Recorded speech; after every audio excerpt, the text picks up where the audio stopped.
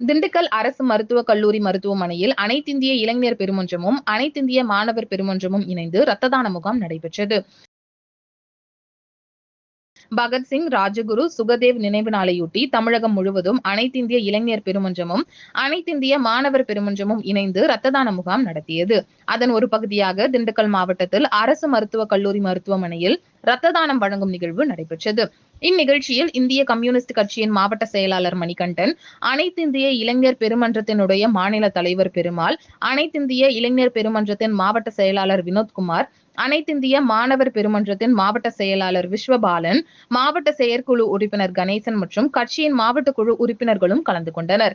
இந்த நிகழ்ச்சியை தொடங்கி வைப்பதற்கு திண்டுக்கல் பாராளுமன்ற உறுப்பினர் சச்சிதானந்தம் மற்றும் திண்டுக்கல் மாநகராட்சி மேயர் இளமதி ஜோதி பிரகாஷ் கலந்து கொண்டு நிகழ்ச்சியை தொடங்கி வைத்தனர்.